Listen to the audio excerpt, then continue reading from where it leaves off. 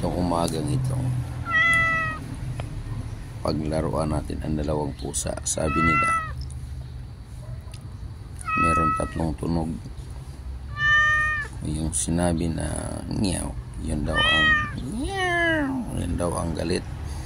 Sinabi naman daw ngiyaw, yun daw ang pusang naglandi. At sabi nila guys, titingnan natin kung pag sinabi kasing ngiyaw, parang mukha na takot.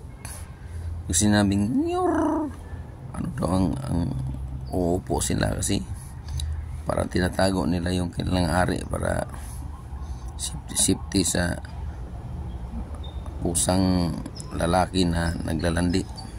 Subukan natin yung naglalakad. Makita nyo na umupo siya guys, di ba?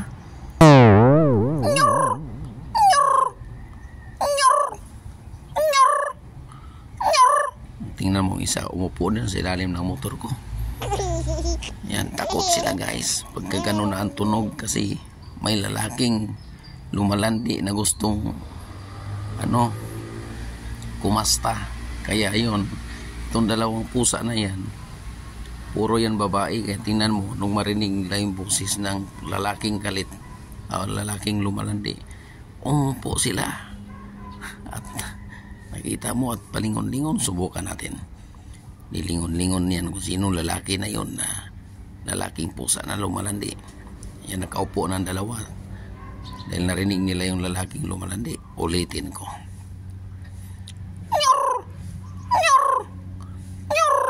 tingnan mo yung isa sa ilalim sa motor guys, lalong siya, upong-upo na talagang higa, parang dumapa na siya, kasi talagang iningatan nila.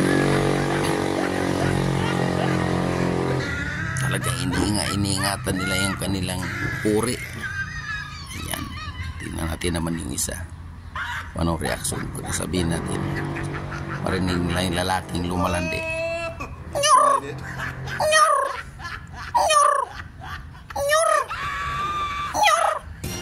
Tingnan mo, lingon ang lingon, hindi na makaalis. Kasi kung aalis sila, makikita ang kanilang mga ari. Ayan. Umalis naman siya. Subukan natin.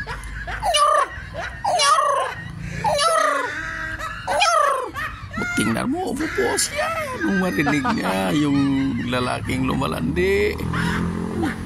Hindi nila alam, ako lang pala ang lumalandi.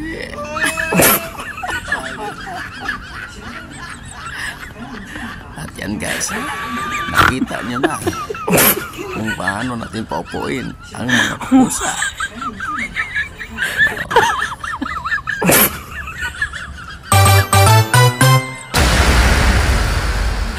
Thank you for watching.